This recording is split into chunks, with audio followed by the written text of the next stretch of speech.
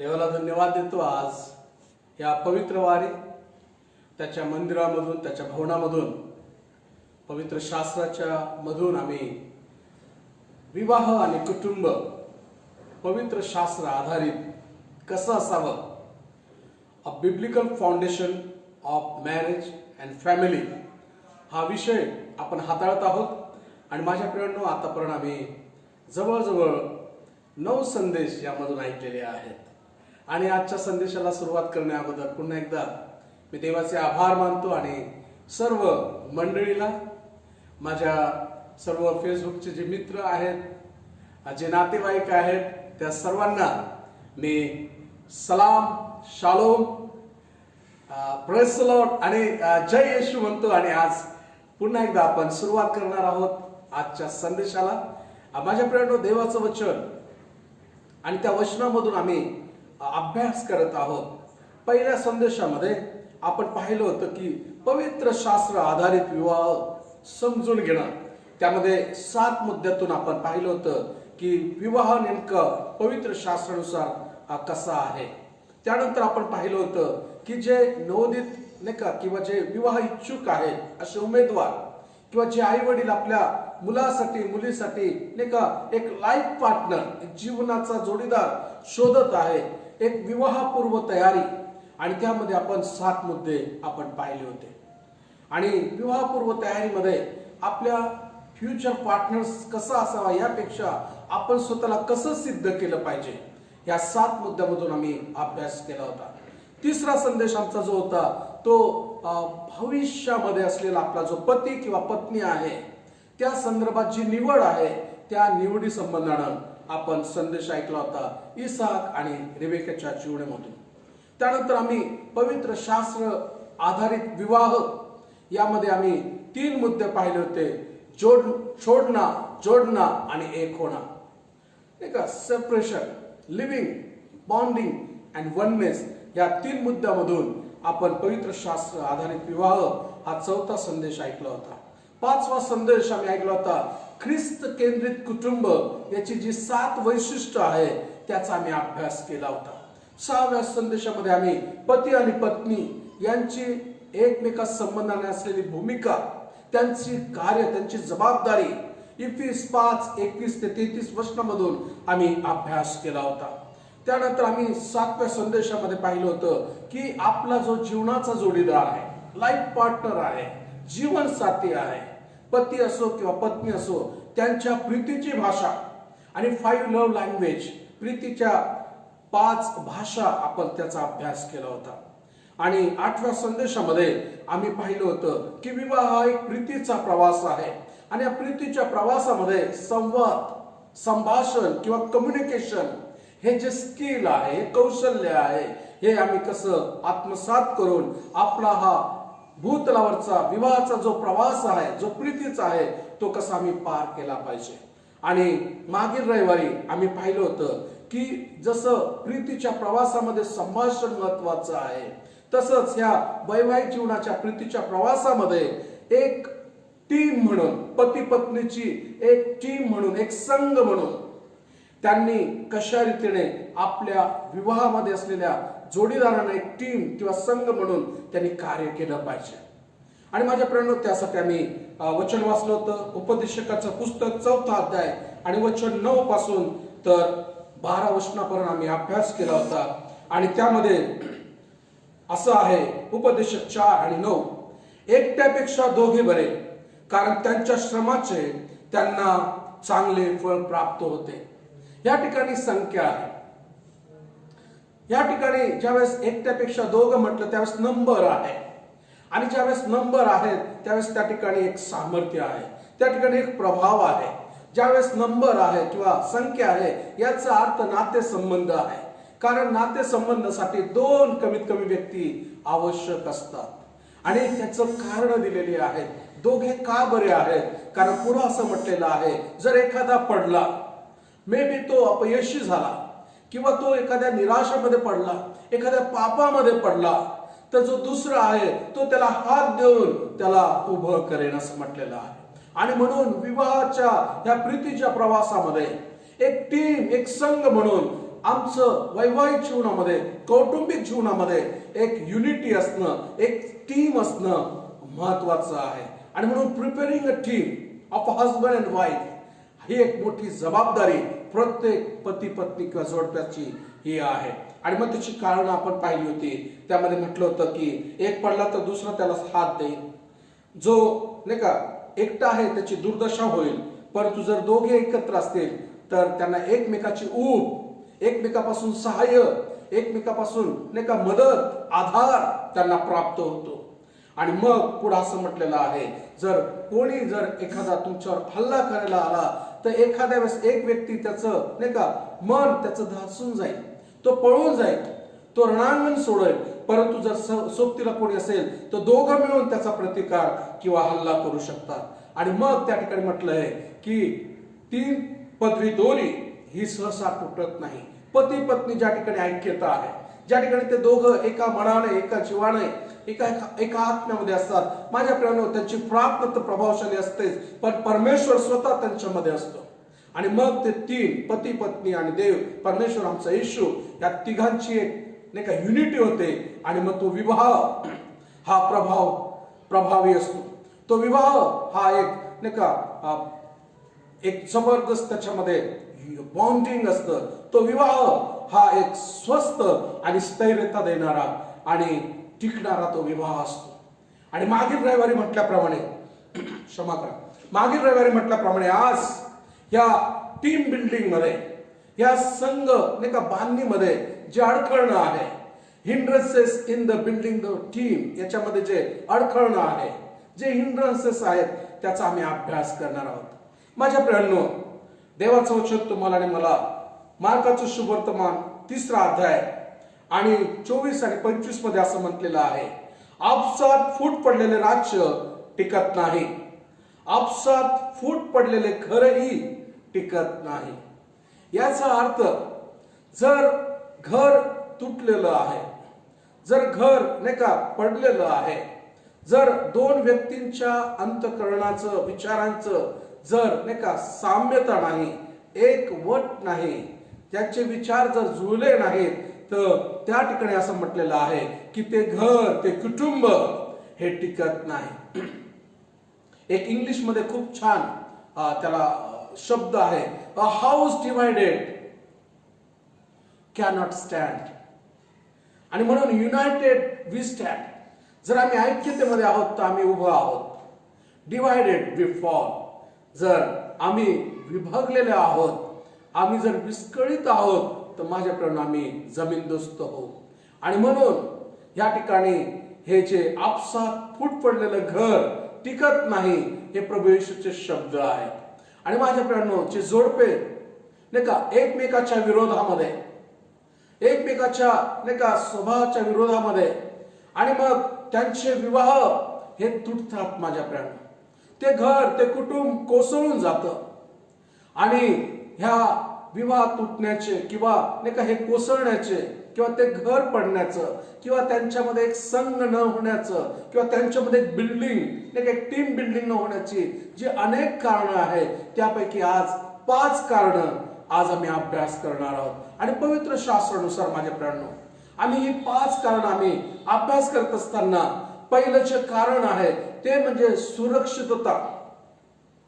स्वतःच्या बद्दल आत्मसुरक्षितता हे पहिलं असं कारण आहे की ज्यामध्ये फक्त स्वतःची सुरक्षिततेचा विचार केला जातो. एखाद्या वेळेस ते स्वतःचं नाही का करिअरच्या संदर्भामध्ये, स्वतःकडे असलेल्या संपत्ती आणि पैशामुळे, किंवा स्वतःचं जे आई वडील आहेत, पत्नी असो किंवा पती असो, फक्त आपल्या स्वतःचे आई वडील नाही का आत्मसुरक्षा, आपल्या स्वतःची सुरक्षितता पाहण्याचा एक स्वभाव, एक वृत्ती, ही देखील नाही का टीम बिल्डिंग साठी किंवा संघ बांधणीसाठी, पती पत्नीमध्ये ऐक्यतेसाठी, टीम बिल्डिंग साठी एक मोठं अडखळण आहे. आणि मग असे लोक किंवा अशी व्यक्ती फक्त स्वतःच्या सुरक्षिततेबद्दल विचार करत असते. माझं नाही का माझं आणि मी ह्याच गोष्टीमध्ये त्याचं अधिक लक्ष असतं. आणि मग त्यांच्यामध्ये माझं आणि तुझं असे नाही का विवाहामध्ये त्यांचे संभाषण होत असतं आणि मग परिणामी काय होतं की त्यांचे नातेसंबंध तुटायला लागतात. आणि माझं तुझं करण्यापेक्षा माझ्या प्रेमानं यावर एकच सोल्युशन आहे. त्यांनी आपलं म्हणलं गरजेचं आहे. आपलं हा दृष्टिकोन, ज्यावेळेस पती आणि पत्नी हे दोघं एक होतात, देवाचं वचन आम्हाला सांगतं की मनुष्य एकटा असावा हे बरे नाही. देवाला त्या ठिकाणी वाईट वाटलं की मनुष्य एकटा आहे आणि म्हणून त्याच्यासाठी सहकार्य मी निर्माण करेन. एक युनिटी, एक संघ म्हणून परमेश्वराने आदाम आणि हवा यांना एकत्र केलं, एक टीम म्हणून. आणि ज्या वेळेस एक स्वतंत्र नाही का आत्मसुरक्षिततेच्या गोष्टी दृष्टिकोनातून आपण विचार करतो, माझ्या प्रेरणेने त्या टीम मध्ये, त्या संघामध्ये वाद निर्माण होतो, कॉन्फ्लिक्ट तयार होतात. आणि म्हणून परिवारामध्ये, पती पत्नीमध्ये दोघांचाही दृष्टिकोन हा एकमेकासाठी आपलं म्हणणं खूप गरजेचं आहे. आणि बऱ्याच वेळा हे स्वकेंद्रित असलेले लोक किंवा स्वतःची आत्मसुरक्षितता पाहणारे, जपणारे लोक बऱ्याच वेळा दुसऱ्याला नाही का त्याचे संबंध तोडण्यासाठी कारणीभूत होतात. देवाचं वचन आम्हाला लुकाच्या शुभवर्तमानामध्ये आणि 12वा अध्याय, लूका शुभवर्तमान 12वा अध्यायामध्ये आम्हाला वाचायला मिळतं की असा एक आत्मकेंद्रित किंवा स्वकेंद्रित मनुष्य की ज्याला असं म्हटलेलं की तो धनवान होता, त्याच्या आई वडिलांपासूनच तो अधिक धनवान होता. लुकाचं शुभवर्तमान 12वा अध्यायामध्ये ही घटना लिहिलेली आहे. आणि एका वर्षी असं झालं की मुळात त्याची जी कोठार होती, गोदाम होती, ती सर्व प्रकारच्या अन्नधान्यानं, फळानं ती भरलेली होती, भरपूर त्याच्याकडे होतं. आणि हा स्वकेंद्रित मनुष्य असं म्हटलेलं आहे की मग एका वर्षी त्याच्या जमिनीला फार पीक आलं आणि मग त्याने मनात असा विचार केला, आता मला हे सर्व पीक जे आहे, फळ आहे, धान्य आहे, हे ठेवण्यासाठी आता जागा नाही राहिली, कारण त्याची गोदामं, त्याची कोठारं भरलेली होती. मग त्याने विचार केला, सर्व कोठारं, सर्व गोदामं मी पाडून टाकीन आणि मोठी बांधेन. आणि मग त्याने त्या प्रकारे मोठी बांधलीत.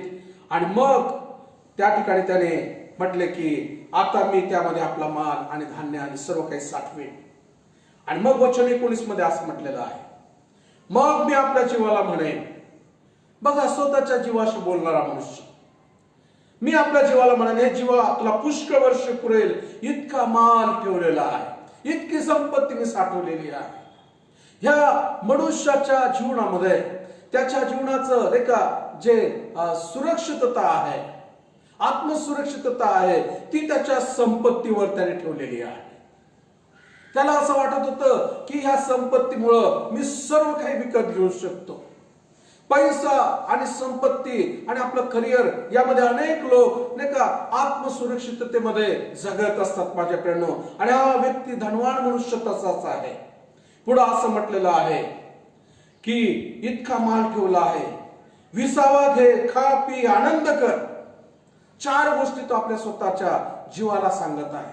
आता भरपूर तुला पुरे, तू आनंदी राहशील, तुला कसलीच कमतरता होणार नाही, सर्व काही तू पैशाने विकत घेऊ शकतोस. आणि मग आता तुला एकच गोष्ट करायची आहे, फक्त विसावा घ्यायचा आहे, फक्त आनंद करायचा आहे, खायचं आहे आणि पिण्याचं आहे, बाकी दुसरं काहीच नाहीये.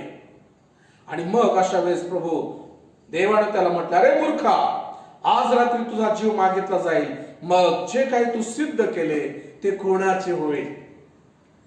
आणि म्हणून या धनवान मनुष्याला परमेश्वर म्हणतो, मूर्ख मनुष्य, तू जो विचार करतोस, तू जी कृती केलेली आहे, ज्या संपत्तीवर तू भरोसा ठेवलेला आहे, तुझे आत्मकेंद्रित स्वभाव तुझा आहे, दृष्टिकोन आहे, हा मूर्खपणाचा आहे. कारण आज ह्या रात्रीमधून जर तुझ्या शरीरातून जीव, आत्मा जर काढून घेतला, हे सर्व जे काय आहे ते कोणाचं होईल. आणि म्हणून माझ्या प्रिय मंडळीतील लोकांनो, देवाच्या लेकरांनो, आपली आत्मसुरक्षितता आपल्या स्वतःपुरतं न पाहता आपण इतरांचा देखील विचार केला पाहिजे. आपल्या पतीचा आपल्या पत्नीचा देखील आपण विचार केला पाहिजे. हा जो नाही का आत्मसुरक्षित स्वतः नाही का स्वतःबद्दलचं हा जो दृष्टिकोन आहे तो तुम्हाला बदलून माझं नाही तर आपलं बनून तुम्हाला जगायला सुरुवात केली पाहिजे. फक्त विचारच नाही परंतु कृतीमध्ये देखील त्या गोष्टी घडून आल्या पाहिजे. आणि म्हणून टीम बिल्डिंग साठी किंवा संघ बांधणीसाठी सर्वात पहिला अडथळा म्हणजे नाही का आत्मसुरक्षितता, स्वतःबद्दलच. दुसरा त्याला लागून जो अडखळण आहे किंवा हिंड्रन्स आहे ते म्हणजे स्वार्थीपणा, केवळ स्वतःचा स्वार्थ पाहणं. मग वैयक्तिक जीवनामध्ये, कौटुंबिक जीवनामध्ये नाही का फक्त आपल्या स्वतःचा फायदा पाहणं, इतरांचा फायदा न पाहणं, आपल्या जीवनाचा जोडीदार आहे त्याच्याबद्दल विचार न करणं, फक्त स्वार्थाकडे स्वतःच्या स्वार्थाकडे दृष्टिकोन ठेवणं. आणि परिणामी काय होतं तर एक त्या टीम या संकल्पनेला, संघ या संकल्पनेला माझ्या प्रियांनो त्या ठिकाणी एक मोठा तडा जातो. आणि त्या नातेसंबंधामध्ये, त्या नाही का संघामध्ये, त्या टीम मध्ये एक अस्त किंवा नष्टता निर्माण होते. आणि म्हणून पती पत्नीने वैवाहिक आणि कौटुंबिक जीवनामध्ये या स्वार्थीपणाला आपल्या जीवनातून बाजूला केलं पाहिजे. कारण जो वैयक्तिकरित्या आपल्या स्वतःचा स्वार्थ पाहतो त्याच्या जीवनामध्ये इतरांसाठी वेळ राहत नाही. तो फक्त स्वतःकडे लक्ष केंद्रित करतो. आणि त्यासाठी देवाच्या वचनामधून आम्ही पाहणार आहोत फिलिप्पीकराचं पत्र 2 अध्याय. आणि त्या ठिकाणी आपण वाचतो फिलिप्पी 2. तुम्ही माझ्यावर काढू शकता. फिलिप्पीकराचं पत्र 2 अध्याय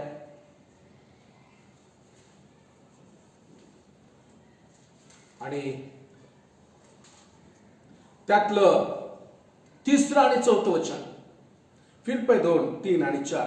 तड पाडण्याचा अथवा पोकळ डोल मिरवण्याच्या बुद्धीने काही करू नका, तर लीनतेने एकमेकांना आपणापेक्षा श्रेष्ठ माना. तुम्ही कोणीही आपलेच हित पाहू नका, तर दुसऱ्याचेही पहा. माझ्या प्रियांनो, या ठिकाणी फिलिप्पीकराच्या पत्रामध्ये परमेश्वराचं वचन आपल्याला सांगतं की फक्त आपल्या स्वतःसाठी, स्वार्थीपणासाठी नाही का आपलंच हित पाहू नका, तर आपला जो जोडीदार आहे, जीवनाचा जो साथीदार आहे, प्रवास या नाही का ह्या प्रवास, ह्या विवाह म्हटलेल्या प्रवासामध्ये, एक प्रीतीच्या प्रवासामध्ये तुम्ही आपला जो जोडीदार आहे, जो सहप्रवासी आहे त्याची देखील हित पाहणं. आणि म्हणून ऐक्यता टिकवण्यासाठी, एक टीम बिल्डिंग स्पिरिट मध्ये राहण्यासाठी, एक संघ म्हणून नाही का जीवन जगण्यासाठी तुम्हाला सर्वात प्रथम ख्रिस्ताच्या प्रीतीमध्ये राहून नाही का आपण कशा रीतीने आपल्या जोडीदारासाठी, आपल्या लाईफ पार्टनरसाठी कशा रीतीने आपण त्याला सहाय्य करू शकतो, कशा रीतीने अधिक नम्र होऊन आपण त्याचं देखील चांगलं करू शकतो. आणि आपण आपल्या स्वतःपेक्षा दुसऱ्याला देखील कसं सन्मानित करू शकतो हे खूप महत्वाचं आहे. आणि म्हणून कुटुंब बांधण्यामध्ये नाही का ज्यावेळेस संघ ही संकल्पना येते, एक टीम ही संकल्पना येते, तर त्याच्यामध्ये जे अडचण आहे, पहिला आम्ही पाहिला आत्मसुरक्षितता, दुसरं स्वार्थीपणा, तिसरं जे आहे ते म्हणजे स्पर्धा, कॉम्पिटिशन. आणि मी माझ्या पत्नीपेक्षा किंवा मी माझ्या पतीपेक्षा मी श्रेष्ठ आहे. आणि श्रेष्ठता दाखवण्याचं नाही का शब्दामधून म्हणा किंवा आपल्या वागण्यातून, बोलण्यातून ती श्रेष्ठता, त्याची स्पर्धा केली जाते. आणि म्हणून ह्या टीम बांधणीमध्ये किंवा संघ बांधण्यामध्ये सगळ्यात मोठा अडचण काय असेल तर एक कॉम्पिटिशन स्पिरिट, एक स्पर्धा करणारं नाही का मन किंवा स्वभाव. माझ्या प्रियांनो, तुमच्या जीवनाच्या जोडीदाराला तुम्ही स्पर्धा करणारा म्हणून पाहू नका. त्याला तुम्ही तुमच्या जीवनाचा एक जोडीदार म्हणून तुम्ही त्याच्याकडे पहा. तो तुमचा प्रतिस्पर्धी नाहीये, तर तो तुमच्या या प्रीतीच्या प्रवासामध्ये, या वैवाहिक आणि कौटुंबिक जीवनाच्या प्रवासामध्ये तो तुमचा सहकर्मी आहे, तो तुमचा जोडीदार आहे असं म्हणून आम्ही त्याला पाहायला पाहिजे. आणि मग ज्यावेळेस तुम्ही असं करणार, निश्चित याचा परिणाम तुमच्या वैयक्तिक जीवनामध्ये, तुमच्या वैवाहिक जीवनामध्ये आणि तुमच्या कौटुंबिक जीवनामध्ये एक जवळीकता, एक डीप रिलेशनशिप, एक बॉन्डिंग आणि त्याच्यामध्ये मजबूती प्राप्त झाल्याशिवाय राहणार नाही. आणि त्यासाठी मी एक वचन वाचतो, रोमकरास पत्र याचा 15वा अध्याय, रोमकरास पत्र 15वा अध्याय आणि वचन 1 मध्ये, रोम 15 आणि वचन 1, आपण जे सशक्त आहोत त्या आपण आपल्या सुखाकडे न पाहता अशक्तांच्या दुर्बलतेचा भार व्हायला पाहिजे. आणि म्हणून या ठिकाणी आपण पाहतो की या स्पर्धेच्या युगामध्ये, ह्या नाही का कठीण अशा जगाच्या परिस्थितीमध्ये माझ्या प्रियांनो, फक्त तुम्ही सशक्त आहात. मे बी तुम्ही पैशाने श्रीमंत आहात, मे बी तुम्ही नोकरीनं किंवा इन्कम मिळवण्याच्या दृष्टीने तुम्ही तुमच्या जोडीदारापेक्षा जास्त आहात. याचा अर्थ असा नाही की तुमचा जोडीदार खूपच कमकुवत आहे. माझ्या प्रियांनो, लक्षात ठेवा, ज्यावेळेस हे स्पर्धेचं स्पिरिट आपलं कार्य करतं कुटुंबामध्ये, विवाहामध्ये, त्यावेळेस संबंध तुटले जातात.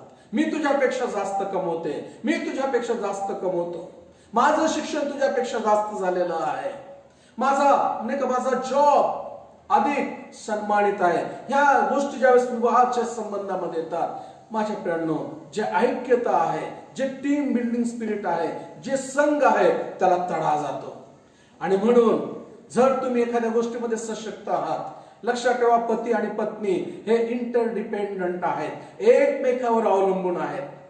जरी ते वेगळे आहेत, ते पूरक आहेत. ज्या ठिकाणी पत्नी अधिक श्रेष्ठत्व आहे किंवा पत्नी सशक्त आहे, एखाद्या पती ज्या ठिकाणी अशक्त आहे, पत्नी आपल्या पतीला हात देऊन त्या विभागामध्ये त्याला उभं करू शकते. पती ज्या ठिकाणी नाही का सशक्त आहे, पत्नी त्या विभागात जर अशक्त आहे, तर पती आपल्या पत्नीला हात देऊन तिला तो उभं करू शकतो. आणि म्हणून जे सशक्त आहे त्यांनी जे आपला जोडीदार अशक्त आहे त्याच्या दुर्बलतेचा भार किंवा ते ओझ त्यानं वाहिला पाहिजे. आणि म्हणून आपण कशा रीतीने आपल्या जीवनाच्या जोडीदाराला मदत करू शकतो, त्याला त्या विभागामध्ये उन्नती देऊ शकतो, याचा विचार सतत केला पाहिजे. फक्त विचारच नाही, परंतु प्रार्थना करून आम्हाला कार्य आणि कृती केली पाहिजे. आणि म्हणून या टीम बिल्डिंग मध्ये किंवा संघ बांधणीमध्ये, पती पत्नी एक विवाहामध्ये, वैवाहिक जीवनाच्या प्रवासामध्ये जर अडखळण असेल तर आत्मसुरक्षितता, स्वार्थीपणा आणि स्पर्धा, चौथं जे कारण आहे आणि ते अडखळण म्हणजे गर्व. आणि ह्या गर्वाच्या पायी माझ्या प्रियांनो, देवाचं वचन म्हणतं की गर्विष्ठ लोकांना परमेश्वर विरोध करतो, त्या लोकांकडे त्याची करडी नजर असते. आणि म्हणून कधीच पती पत्नीमध्ये गर्व येऊ नये, मी तुझ्यापेक्षा मोठा किंवा मी तुझ्यापेक्षा श्रेष्ठ आहे. बऱ्याच वेळा पुरुष आपल्या पत्नीला म्हणतो, माझी बराबरी करू नकोस, तुला माझी बराबरी करता येणार नाही. आणि हे जे विधान आहेत, हे जे बोलणं आहे किंवा वागणं आहे, माझ्या प्रियांनो, बऱ्याच वेळा टीम बिल्डिंग मध्ये किंवा संघ बांधणीमध्ये फार मोठं दुसऱ्याला कमी लेखणं आणि तसा शब्द प्रयोग करणं. माझ्या प्रियांनो, हा विचार, हा दृष्टिकोन तुम्हाला संघ बांधणीसाठी, टीम बिल्डिंग साठी आणि म्हणून हा दृष्टिकोन आम्ही आमच्या जीवनामधून काढून टाकला पाहिजे. कारण देवाचं वचन तुम्हाला पती आणि पत्नी म्हणून सामायिक वतनदार असं म्हटलेलं आहे. स्त्री आणि पुरुष, पती आणि पत्नी देव राज्यामध्ये सामायिक वतनदार आहे. म्हणून या भारतीय संस्कृतीमध्ये, आमच्या कल्चरमध्ये पुरुष प्रधान संस्कृती असली तरी माझ्या प्रियांनो, तुम्हाला आणि मला या जगाची संस्कृती नाही, परंतु देवाचं वचन आम्हाला काय सांगतं, पवित्र शास्त्र आम्हाला काय सांगतं, त्याप्रमाणे तुम्हाला आणि मला नाही का ऍक्ट किंवा कृती केली पाहिजे. माझं जग मला काय सांगतं, माझं कुटुंब मला काय सांगतं, आमची संस्कृती मला काय सांगतं, यापेक्षा माझ्या देवाचं वचन मला काय मार्गदर्शन करतं, हे तुमच्यासाठी आणि माझ्यासाठी एक मोठा एक टूल बॉक्स आहे, एक गाईड आहे. कशा रीतीने आमचं ख्रिस्ती कुटुंब आणि आमचं विवाह आम्ही चालवले पाहिजे. आणि म्हणून माझ्या प्रियांनो, आमच्या जीवनामध्ये जर गर्व असेल, आमच्या जीवनामध्ये जर स्वतःला श्रेष्ठता किंवा प्रौढी मारण्याची गोष्ट असेल, तर आज हा जो अशक्तपणा आहे, हा जो देवाच्या दृष्टीने आणि आमच्या टीम बांधणीच्या दृष्टीने, संघ ऐक्यतेच्या दृष्टीने हा जो अडखण आहे, याला आम्हाला आमच्या जीवनातून काढून टाकलं पाहिजे. देवाचं वचन इफिस 4 आणि वचन 32 मध्ये देवाचं वचन तुम्हाला आणि मला सांगतं. इफिस 4 आणि वचन 32 मी तुमच्यासाठी वाचतो. आणि त्या ठिकाणी म्हटलेलं आहे की तुम्ही एकमेकाबरोबर उपकारी व कनवाळू व्हा. जशी देवाने ख्रिस्ताच्या ठाई तुम्हाला क्षमा केली, तशी तुम्हीही एकमेकांना क्षमा करा. आणि म्हणून आमच्या जीवनामध्ये आम्ही गर्विष्ठ नाही, तर आम्ही लीन झालं पाहिजे. आम्ही एकमेकाबरोबर एक उपकाराच्या ओझ्याखाली राहणारा एक कृतज्ञ अंतःकरणामध्ये आम्ही व्यवहार केला पाहिजे. दुसऱ्याबरोबर कनवाळू आणि दयाळूपणाने आम्ही वागलं पाहिजे. आणि एवढंच नाही, तर जसं ख्रिस्ताने तुम्हाला आणि मला क्षमा केलेली आहे, आम्ही आपल्या जोडीदाराला आम्ही क्षमा केली पाहिजे. थँक्यू, सॉरी आणि वी अप्रिशिएट हे 3 शब्द तुमच्या मुखामध्ये सदैव असू द्या. आणि माझ्या प्रियांनो, देवाचं वचन तुम्हाला आणि मला सांगतं की तुम्ही आणि मी ख्रिस्ताचं मन, ख्रिस्ताचं अंतःकरण आपण धारण करूया. आणि आपल्या जीवनामध्ये जर गर्व असेल, तर ख्रिस्ताकडे तुम्ही पहा, जो नम्र झाला, जो लीन झाला. देव असताना त्यानं त्याचा अभिमान बाळगला नाही, तर त्याने स्वतःला मनुष्य प्रवृत्तीचं होऊन आणि त्या गायीच्या गोठ्यामध्ये, कुमारीच्या पोटामध्ये एक मनुष्य म्हणून त्यानं सीमित केलं स्वतःला. आणि तुमच्या आणि माझ्यासाठी तो या भूतलावर तो आला. आणि म्हणून ख्रिस्ताचं मन आपण आपल्या परिवारामध्ये, कुटुंब बांधणीमध्ये आणि त्या संघासाठी आणि त्या टीमसाठी खूप आवश्यक आहे. आणि सर्वात शेवटचं 5वं जे अडखण आहे, ते म्हणजे जबाबदारी न स्वीकारता इतरांना दोष देणं किंवा समोरच्याला दोष देणं. आणि म्हणून जेव्हा कठीण परिस्थिती येते किंवा प्रश्न आणि समस्या उभ्या राहतात, त्यावेळेस त्या परिस्थितीसाठी, त्या कारणासाठी आपण आपल्या समोरच्याला किंवा पती पत्नीला किंवा पत्नी पतीला दोष देतो. आणि म्हणून खूप लक्षात घेण्याची गोष्ट आहे की जर तुमच्या जीवनामध्ये एखादा प्रसंग आला, प्रश्न आणि समस्या आल्या, तर कृपा करून नाही का, don't be a problem maker but be a problem solution. त्याच्यावर तुम्ही उपाय काढा. समस्या अधिक मोठी करू नका, तर त्याच्यावर उपाय काढा. आणि म्हणून तुम्ही प्रॉब्लेम क्रिएटर नाही, तर प्रॉब्लेम सोल्युशन करणारे, एकमेकाला मदत करणारे. आणि जर जीवनामध्ये चुका घडलेल्या आहेत, जर जीवनामध्ये आपल्यामुळे कठीण परिस्थिती, समस्या आलेल्या आहेत, ओळखून घ्या आणि आपल्यामध्ये सुधारणूक करून घ्या, आपल्यामध्ये बदल करून घ्या. आणि ज्यावेळेस तुम्ही असं करणार, त्यावेळेस खऱ्या अर्थानं तुम्ही इतरांना दोष देणार नाही, परंतु जबाबदारी समजून, आपला रोल आणि आपली भूमिका समजून तुम्ही ते मान्य करणारे व्हा. आणि आज शेवटचं वचन तुमच्यासाठी मी वाचतो. 1 कोरिन्थीय पत्र याचा 12वा अध्याय आणि वचन 25 आणि 26. आणि माझ्या प्रियांनो, हे वचन मंडळीसाठी आहे, हे वचन ख्रिस्ताच्या वधूसाठी आहे, हे वचन तुम्ही आणि मी जे ख्रिस्ताचं शरीर आहोत आणि मंडळी आहोत त्याच्यासाठी आहे. कारण शरीरावरून घेतलेले उदाहरण 1 कोरिन्थीय 12वा अध्याय आणि 12 पासून जर तुम्ही पुढं 31 वचनापर्यंत वाचला, तर तुमच्या लक्षात येईल. पण त्यातले फक्त 2 वचन मी वाचतो. 1 कोरिन्थीय 12, 25 आणि 26 वचन. अशासाठी की शरीरात फूट नसावी, तर अवयवांनी एकमेकांची सारखीच काळजी घ्यावी. एक अवयव दुखावला तर त्याच्याबरोबर सर्व अवयव दुखावला अवयवांना सोसावे लागते. एका अवयवाचा सन्मान झाला तर त्याच्याबरोबर सर्व अवयव आनंदित होतात. माझ्या प्रियांनो, वरच्या वचनामध्ये जर तुम्ही अभ्यास केला, तर तुम्ही आणि मी ख्रिस्ताचं शरीर आहोत. आणि पती आणि पत्नी हे दोघं मिळून एक मंडळी, एक चर्च आहे. आणि ते ख्रिस्ताचं शरीर असल्यामुळं नाही का, जसं डोळा आपलं काम किंवा भूमिका करतो, हात आपली कार्य आणि भूमिका करतं, पाय आपला हात अनेक काम आणि भूमिका करतं. आपले मेंदू, प्रत्येक शरीराचा अवयव हा कार्यरत असतो माझ्या प्राणी. प्रत्येक अवयवाला त्याचं कार्य माहिती असतं आणि त्या प्रकारे जसं त्याला कार्य दिलेलं आहे शरीरात, ते कार्य तो करत असतो. त्याचप्रमाणे तुम्ही तुमच्या कुटुंबामध्ये पती पत्नी म्हणून प्रत्येक शरीराच्या अवयवाला नाही का एक कार्य आहे. प्रत्येक शरीराचा अवयव हा एकमेकावर अवलंबून आहे. प्रत्येक शरीराच्या अवयवाला एकमेकाची गरज लागते. ते एकमेकांना सहाय्य करतात. आणि जर पायाला ठेस लागली तर डोळ्यातून अश्रू येतात. आणि म्हणून माझ्या प्रेमाच्या वेळेस एखादं नाही का रक्त निघालं तर हृदय दुखतं. प्रत्येक गोष्ट नाही का इंटरडिपेंडंट आहे, एकमेकावर अवलंबून आहे. म्हणून त्या प्रकारे पती आणि पत्नी यांनी एकमेकावर अवलंबून राहणं, एकमेकांची गरज भागवणं, एकमेकांना सहाय्य आणि उत्तेजन देणं आणि समदुःखी आणि एकमेकांना आधार देणारं आणि जे कार्य पतीचं आणि पत्नीची भूमिका आणि कार्य आहे ते समजून देवाला आनंद आणि देवाची इच्छा आहे त्या प्रकारे आपल्या जीवनामध्ये. आणि म्हणून माझ्या प्रियांनो, एक कुटुंब म्हणून, एक विवाहित कुटुंब म्हणून, एक मॅरेज, एक फॅमिली म्हणून आमच्या कुटुंबामध्ये, आमच्या वैवाहिक जीवनामध्ये, हे आमच्या या प्रीतीच्या प्रवासामध्ये असताना माझ्या प्रियांनो, एक संघ म्हणून, एक युनिटी म्हणून, एक टीम म्हणून तुम्हाला कार्य करायचं आहे.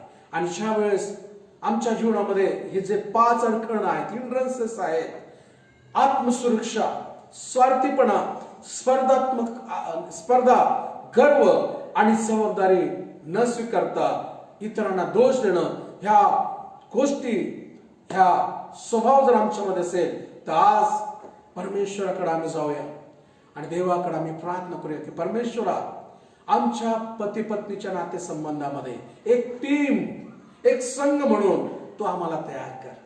तर माझ्या प्रियांनो, कोणतं पण युद्ध असू दे किंवा कोणती स्पर्धा असू दे किंवा कोणताही खेळ असू दे, जोपर्यंत संघ एकत्र नाहीये, युनिटी नाहीये, तोपर्यंत ती स्पर्धा किंवा तो नाही का विजय ते हासिल करू शकत नाही. आणि म्हणून त्या ठिकाणी म्हटलेलं आहे, united we stand, divided we fall.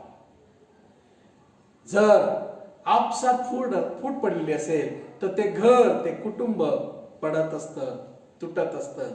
आणि म्हणून आम्ही आमच्या वैवाहिक जीवनामध्ये पती पत्नी म्हणून चालत असताना, कुटुंब म्हणून राहत असताना, एक मंडळी म्हणून असताना माझ्या प्रियांनो, आपण एक संघ म्हणून काम करूया.